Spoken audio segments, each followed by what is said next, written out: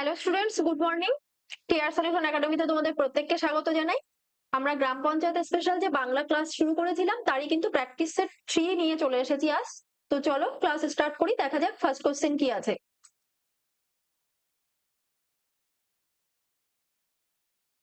প্রথম প্রশ্ন দেখো, ব্যঞ্জন বর্ণের সংক্ষিপ্ত রূপকে কি বলে?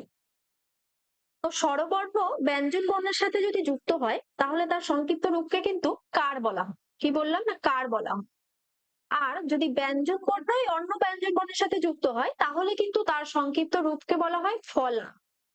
তো আমাদের প্রশ্ন কি বলেছে যে ব্যঞ্জন বর্ণের সংক্ষিপ্ত রূপকে তাহলে কি বলা হয়। তো ব্যঞ্জন বর্ণের সাথে ব্যঞ্জন বর্ণ যুক্ত হলে আমি কি বললাম না, ফলা। তো অপশন বি তে দেখো ফলা আছে, অপশন বি তাহলে সঠিক উত্তর হয়ে যাচ্ছে।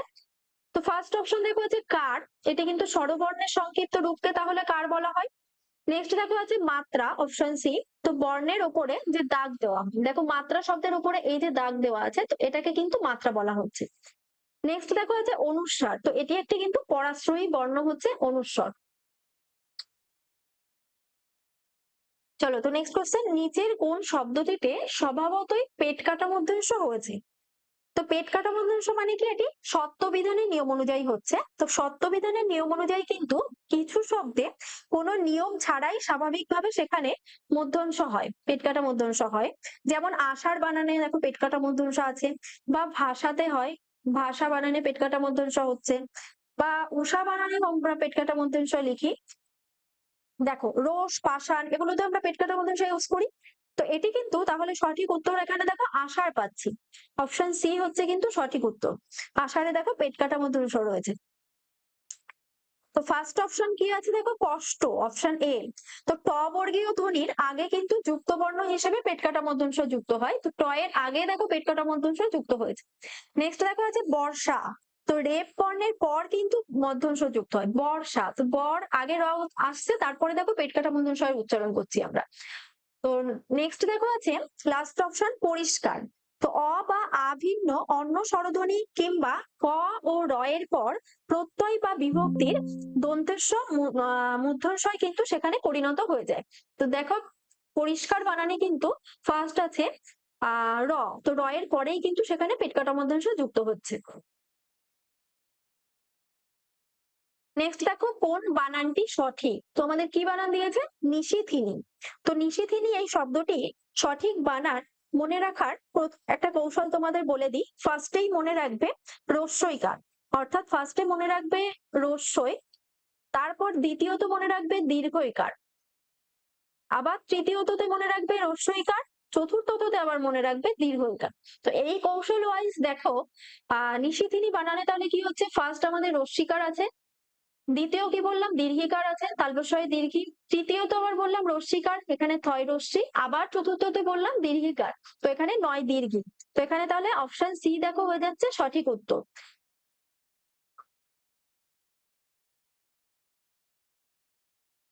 চলো নেক্সট কোশ্চেন দেখো, দিগন্ত এর সন্ধি বিচ্ছেদ কোনটি? তো ব্যঞ্জন সন্ধির নিয়ম অনুযায়ী বর্গের প্রথম ব্যঞ্জন, তো প্রথম ব্যঞ্জন কি কি থাকে, ক থাকে, চ, ট, ত, প। তো এই কটা হচ্ছে কিন্তু পাঁচটা হচ্ছে বর্গের প্রথম বর্ণ, ব্যঞ্জন বর্ণ। এরপরে যদি কোনো স্বরবর্ণ থাকে তো প্রথম ব্যঞ্জনটি কিন্তু সেই বর্গের তৃতীয় ব্যঞ্জনে পরিণত হয়। যেমন ক বর্গ, ক থেকে পর্যন্ত। তো ক বর্গের তৃতীয় বর্ণ তাহলে কি আছে, গ আছে, ক খ গ 3 নম্বর। এটা দেখো চ, তো চ বর্গের তৃতীয় বর্ণ তাহলে কি আছে, চ ছ বর্গের জ আছে। নেক্সট দেখো ট, তো ট বর্গের কিন্তু তৃতীয় বর্ণ আছে ট ঠ ড। নেক্সট দেখো ত বর্গের তৃতীয় বর্ণ হচ্ছে দ, এবং প বর্গের কিন্তু তৃতীয় বর্ণ হচ্ছে ব। তো তৃতীয় বর্ণে পরিণত হয়ে যাচ্ছে, তো অপশন ডি দেখো হচ্ছে দিক যোগ অন্ত হচ্ছে কিন্তু দিগন্ত। তো এই যে ক, এই ক বর্ণেরই কিন্তু গ হচ্ছে তৃতীয় বর্ণতে পরিণত হয়ে দিগন্ত হচ্ছে।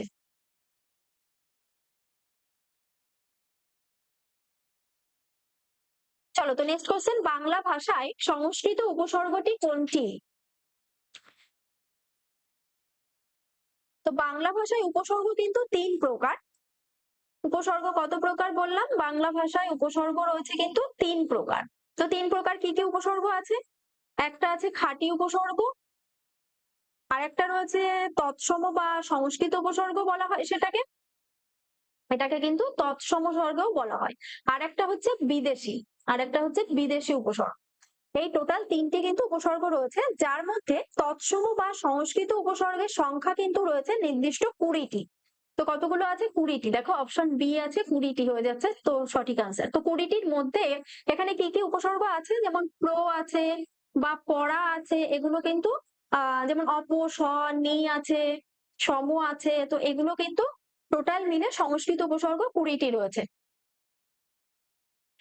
নেক্সট দেখো দেশান্তর কোন সমাসের উদাহরণ? তো যে সমাসে সমস্যমান পদগুলো নিত্য সমাসবদ্ধ থাকে, অর্থাৎ ব্যাস বাক্যের প্রয়োজন হয় না, অথবা ব্যাস বাক্য করতে গেলে অন্য পদের সাহায্য লাগে, তাকে কিন্তু নিত্য সমাস বলে। যেমন আমাদের কি দিয়েছে শব্দ, যে দেশান্তর। তো দেশান্তরের ব্যাস বাক্য কি হবে? অন্য দেশ, দেশান্তরের ব্যাস বাক্য। তো এখানে দেখো তাহলে সঠিক উত্তর কিন্তু হয়ে যাবে নিত্য সমাস, এটি অপশন এ হয়ে যাবে কারেক্ট আনসার। তো নেক্সট কি আছে? প্রাদি সমাস, অপশন বি। যেমন এখানে প্রবচন, যে বচন, এটি কিন্তু হচ্ছে প্রাদি সমাসের উদাহরণ। বহুব্রীহি সমাস, যেমন অন্য অর্থ বোঝায় না বহুব্রীহি সমাসে। আর লাস্ট অপশন দেখো দ্বিগু সমাসে কিন্তু সংখ্যাবাচক শব্দ দ্বিগু সমাসে নেই। নেক্সট দেখো মরি মরি কি সুন্দর প্রভাতের রূপ, এখানে মরি মরি কোন অব্যয়? তো যেসব অব্যয় বাক্যের অন্য কোনো পদের সাথে সম্পর্ক না রেখে স্বাধীনভাবে বাক্যে ব্যবহৃত হয়ে বক্তার মনের ভাব প্রকাশ করে, যেমন কি কি ভাব সেখানে প্রকাশ হতে পারে? আনন্দ, দুঃখ, বিস্ময় প্রকাশ হতে পারে, উচ্ছ্বাস প্রকাশ হতে পারে, এগুলোকে কিন্তু অনন্যয়ী অব্যয় বলা হয়ে থাকে। তো দেখো অনন্যয়ী অব্যয় আছে অপশন এ তে, অপশন এ তাহলে কারেক্ট আনসার হয়ে যাচ্ছে। নেক্সট দেখো আছে অনুকার অব্যয়, অপশন বি। তো এটি কিন্তু ধ্বনির অনুকার বোঝায়, যেমন ঝমঝম বা সনসন এর উদাহরণ হতে পারে। নেক্সট দেখো পদান্বয়ী অব্যয়, এটি দুটি পদের মধ্যে সম্পর্ক স্থাপন করে, যেমন বিনা বা ব্যতীত, অতীত বোঝায়। সমুচ্চয়ী অব্যয় লাস্ট অপশন, তো দুটি বাক্য বা পদকে যুক্ত করে কিন্তু সেটা সমুচ্চয়ী অব্যয় দিয়ে, যেমন এবং, ও, কিন্তু দিয়ে কিন্তু এটা যুক্ত করা হয়। নেক্সট দেখো নেতা শব্দে স্ত্রীলিঙ্গ কোনটি? তো পুংলিঙ্গ শব্দের শেষে যদি তা থাকে, পুংলিঙ্গ শব্দের শেষে যদি তা থাকে, স্ত্রীলিঙ্গ করার সময় তা পরিবর্তিত হয়ে সেখানে কি হয়? তা, এই যে তা, তো এই তা পরিবর্তিত হয়ে কিন্তু সেখানে গিয়ে স্ত্রী হয়ে যায়, স্ত্রীলিঙ্গে কিন্তু স্ত্রী হয়ে যায়। তো দেখো আমাদের নেতা শব্দের শেষে তা আছে, তয় রাখা, তো এটি পরিবর্তন হয়ে তাহলে আমি কি বললাম? স্ত্রী, তয় ফলা দীর্ঘি, তাহলে নেত্রী হবে, অপশন এ হবে তাহলে কারেক্ট আনসার। নেক্সট কোশ্চেন, প্রভাতে সূর্য উঠতো, এটি কোন কাল? তো অতীতের কোনো কাজ নিয়মিত বা অভ্যাসবশত ঘটতো এমন বোঝালে তাকে কিন্তু নিত্যবৃত্ত অতীত বলা হয়। তো এটা কি বলেছে? উঠতো, এটা অতীতকালে হচ্ছে। আর অতীতকালের এটা কিন্তু প্রতিনিয়ত একটা অভ্যাসগত কাজ হচ্ছে প্রভাতে সূর্য উঠতো, মানে রোজই সূর্য উঠতো, প্রতিদিন উঠতো। তো এটি তাহলে হয়ে যাচ্ছে সাধারণ অতীত। নেক্সট দেখো হচ্ছে নিত্যবৃত্ত অতীত। তো আমি কি বললাম? যদি প্রতিনিয়ত কোনো কাজ সংঘটিত হয় তাকে কিন্তু নিত্যবৃত্ত অতীত বলা হয়। অপশন বি তাহলে কারেক্ট আনসার হবে। তো ফার্স্ট অপশন যে আছে সাধারণ অতীত, এটি কিন্তু কাজ শুধু একবার ঘটেছিল বোঝালে তাহলে সাধারণ অতীত হয়। যদি এখানে থাকতো যে সূর্য উঠলো, তাহলে কি একবার উঠলো বোঝায়, তাহলে সেটা কিন্তু সাধারণ অতীত হতো। নেক্সট দেখো ঘটমান অতীত। তো অতীতকালে কোনো কাজ চলছিল বা ঘটছিল এরকম বোঝালে কিন্তু ঘটমান অতীত বোঝায়। তো এটা যদি আমি বলতাম এই বাক্যটায় যে সূর্য উঠছিল, তাহলে কি হচ্ছে? উঠছিল মানে সেই কাজটা ঘটছিল তখন, তাহলে সেটা হচ্ছে ঘটমান অতীত। নেক্সট দেখো আছে পুরাঘটিত অতীত। তো কাজ অনেক আগে শেষ হয়েছে এরকম বোঝালে কিন্তু সেটা পুরাঘটিত অতীত হয়। যেমন যদি এটাই বলতাম আমি এই বাক্যটাকে যে সূর্য উঠেছিল, তাহলে একটু আগেই তার কাজ সম্পন্ন হয়ে গেছিল, তো এটি কিন্তু পুরাঘটিত অতীত। নেক্সট কোশ্চেন, অহংকার পতনের মূল। তো অহংকার কোন কারক? করণ শব্দের অর্থ কিন্তু যন্ত্র, সহায়ক বা উপায়। তো যা দিয়ে বা যার দ্বারা কাজ সম্পন্ন হয় তাকে কিন্তু করণ কারক বলা হয়। এখানে দেখো পতন শব্দ, পতন হওয়ার উপায় বা কারণ হচ্ছে কিন্তু অহংকার, বা অহংকারের দ্বারা কিন্তু পতন হচ্ছে, তো তাই এটি কিন্তু হচ্ছে করণ কারক। তো অপশন সি দেখো আছে করণ কারক, সঠিক উত্তর হয়ে যাচ্ছে। নেক্সট কোশ্চেন, তার বয়স হয়েছে কিন্তু বুদ্ধি পাকেনি, এটি কোন বাক্য? যখন দুই বা ততোধিক সরল বা জটিল বাক্য কোন সমুচ্চয়ী অব্যয়, সমুচ্চয়ী অব্যয় মানে কি? এবং হতে পারে, ও হতে পারে, এগুলো কিন্তু সমুচ্চয়ী অব্যয়, অথবা, অথচ, এগুলো দিয়েও যুক্ত হয়। তো এগুলো দিয়ে যুক্ত হয়ে কিন্তু একটি পূর্ণ বাক্য গঠন করা হয়, তখন তাকে যৌগিক বাক্য বলা হয়। এখানে কিন্তু দিয়ে যুক্ত হয়েছে। দেখো এখানে কিন্তু দিয়ে যুক্ত হয়েছে, কিন্তু এটা কিন্তু দুটো বাক্যকে যুক্ত করেছে। তার বয়স হয়েছে এটা একটা বাক্য, বুদ্ধি পাকেনি এটা আর একটা বাক্য। তো এই দুটো বাক্যকে কিন্তু দিয়ে যুক্ত করা হয়েছে। তো এটি কিন্তু হয়ে যাচ্ছে, দেখো যৌগিক বাক্য, অপশন বি হচ্ছে কিন্তু এটি সঠিক উত্তর। তো ফার্স্ট কি আছে দেখো, সরল বাক্য, অপশন এ। তো সরল বাক্যে কিন্তু একটি সমাপিকা ক্রিয়া থাকে। নেক্সট দেখো আছে জটিল বাক্য। তো একটি প্রধান বাক্যের উপর আরেকটি বাক্য নির্ভরশীল থাকলে তাকে কিন্তু জটিল বাক্য বলা হয়। তো জটিল বাক্যেরই কিন্তু আরেকটা রূপ হচ্ছে মিশ্র বাক্য। নেক্সট কোশ্চেন, ভাববাচ্যের ক্রিয়াপদ সর্বদা কোন পুরুষের হয়? তো যে বাচ্চে কর্তার চেয়ে ক্রিয়ার ভাবটাই প্রধান রূপে প্রকাশ পায় তাকে কিন্তু ভাববাচ্য বলা হয়।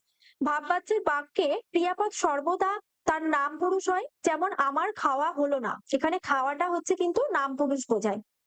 তো এটি তাহলে কি হচ্ছে, নাম পুরুষ। দেখো অপশন সি হচ্ছে সঠিক উত্তর। ফার্স্ট অপশন কি আছে দেখো, উত্তম পুরুষ। তো উত্তম পুরুষে কিন্তু আমি আমরা বোঝালে যেটা উত্তম পুরুষ হচ্ছে, আমি বা আমরা বোঝাচ্ছে উত্তম পুরুষ। নেক্সট দেখো আছে মধ্যম পুরুষ। তো মধ্যম পুরুষ হচ্ছে কিন্তু তুমি তোমরা, মধ্যম পুরুষে তুমি তোমরা বোঝালে কিন্তু সেটা মধ্যম পুরুষ হয়। নেক্সট কোশ্চেন, প্রত্যক্ষ উক্তিতে আজ থাকলে পরোক্ষ উক্তিতে কি ব্যবহৃত হয়? তো উক্তি পরিবর্তনের সময় কিন্তু নৈকট্যবাচক শব্দ অর্থাৎ কাছের শব্দগুলো কিন্তু দূরত্ববাচক শব্দে বা দূরবর্তী শব্দে পরিণত হয়। তো প্রত্যক্ষ উক্তিতে দেখো আজ আছে, এটা যদি আমি কাছের শব্দ ধরি, তাহলে পরোক্ষ উক্তিতে কি হয়ে যাবে, তাহলে সেটি সেদিন। তো অপশন এ দেখো আছে সেদিন, সঠিক উত্তর হয়ে যাচ্ছে। নেক্সট দেখো, উপকারের অপকার করে যে, এক কথায় প্রকাশ কি হবে? তো এক কথায় প্রকাশ কিন্তু একটি নির্দিষ্ট শব্দ দ্বারা বোঝায় বাংলা ভাষায়। তো উপকারের অপকার করে যে, এটি কিন্তু কৃতঘ্ন বোঝায়। অপশন সি হচ্ছে কিন্তু সঠিক উত্তর এটি। ফার্স্ট অপশন দিয়েছে কৃতজ্ঞ। তো এটি কিন্তু এক কথায় প্রকাশ করলে হবে উপকারের অপকার যে স্বীকার করে। নেক্সট আছে দেখো অকৃতজ্ঞ, যে উপকারের উপকার স্বীকার করে না তাকে অকৃতজ্ঞ বলে। লাস্ট অপশন দেখো উপকারী, তো যে উপকার করে তাকে কিন্তু উপকারী বলে। নেক্সট দেখো তামার বিষ বাগধারাটির অর্থ কি হবে? তো কি বলেছে আমাদের প্রশ্নে, না তামার বিষ। বাগধারার আক্ষরিক অর্থ না নিয়ে অন্তর্নিহিত অর্থ কিন্তু সেখানে প্রকাশ পায়। তো তামার বিষ বলতে কিন্তু টাকার অহংকার বা অর্থের কিছু কুপ্রভাবকে বোঝানো হয়। তো এটি তাহলে অর্থের কুপ্রভাব আছে দেখো, অপশন এ হয়ে যাচ্ছে সঠিক উত্তর।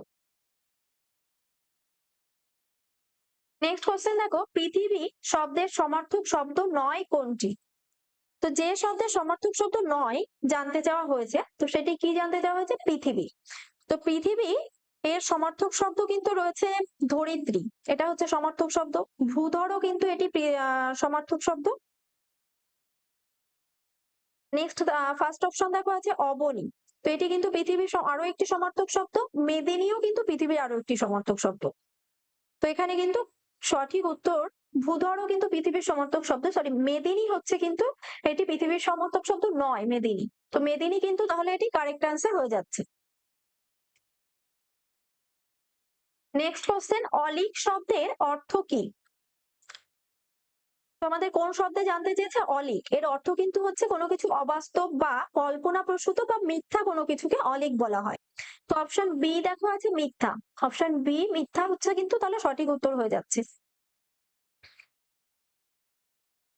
নেক্সট দেখো, বিদ্রোহী কবিতাটি কাজী নজরুল ইসলামের কোন কাব্যগ্রন্থের অন্তর্গত?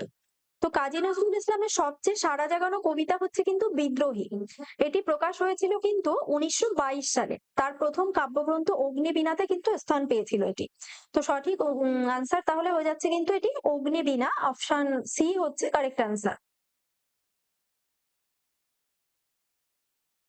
নেক্সট দেখো, বাংলা গদ্যের জনক কাকে বলা হয়? তো বাংলা গদ্যকে কিন্তু একটি সুশৃঙ্খল শৈল্পিক এবং ব্যাকরণ সম্মত রূপ দেওয়ার ক্ষেত্রে ঈশ্বরচন্দ্র বিদ্যাসাগরের অসামান্য অবদান রয়েছে, তাই তাকে কিন্তু বাংলা গদ্যের জনক বলা হয়। তো অপশন এ দেখো বিদ্যাসাগর আছে, ঈশ্বরচন্দ্র বিদ্যাসাগর, অপশন এ হচ্ছে সঠিক উত্তর। নেক্সট দেখো আছে বঙ্কিমচন্দ্র চট্টোপাধ্যায়, তিনি কিন্তু বাংলা উপন্যাসের জনক। রাজা রামমোহন রায় তিনি প্রথম বাংলা ব্যাকরণ লিখেছিলেন ইংরেজিতে। আর লাস্ট অপশন দেখো প্রমথ চৌধুরী, তিনিও কিন্তু চলিত গদ্যরীতির প্রবর্তক। নেক্সট দেখো, কোনটি মৌলিক স্বরধ্বনি নয়? তো বাংলা ভাষায় মৌলিক স্বরধ্বনি আছে কিন্তু টোটাল সাতটি। তো কতটি বললাম? টোটাল সাতটি কিন্তু মৌলিক স্বরধ্বনি আছে, যার মধ্যে কি কি রয়েছে? সাতটির মধ্যে রয়েছে কিন্তু অ, আ, রস্বই আছে, আর রস্যু আছে সাতটির মধ্যে, এ আছে, ও আছে, আর সপ্তমত আছে কিন্তু অজফলা আকার বোঝায়। তো যে স্বরধ্বনিকে ভাঙা যায় না তাকেই কিন্তু বলছে মৌলিক স্বরধ্বনি। তো এই টোটাল সাতটি স্বরধ্বনিকে কিন্তু বিশ্লেষণ করা যায় না, ভাঙা যায় না। তো এরকম সাতটি শব্দের মধ্যে কি রয়েছে দেখো, ফার্স্টেই আছে দেখো অ। তো এটি তাহলে মৌলিক স্বরধ্বনি, কিন্তু আমাদের প্রশ্নে কি বলেছে স্বরধ্বনি নয়, তাহলে এটি হচ্ছে না। নেক্সট দেখো রস্বই এর মধ্যে আছে, তো রস্বই তাহলে হচ্ছে না, ও তাহলে হচ্ছে না, তো ও হয়ে যাচ্ছে কিন্তু তাহলে সঠিক উত্তর অপশন ডি। দেখো, তো আজকের ক্লাস এ পর্যন্তই থাকছে। নেক্সট ক্লাসে আবার তোমাদের সাথে দেখা হবে। প্রত্যেকে ভালো থাকবে, ভালো করে প্রিপারেশন নাও, এবং ক্লাস কেমন লাগলো প্রত্যেকে একটু জানাবেন। যদি ভালো লেগে থাকে তাহলে কিন্তু লাইক, কমেন্ট এবং শেয়ার করে দিও ক্লাসটাকে। চলো, বাই।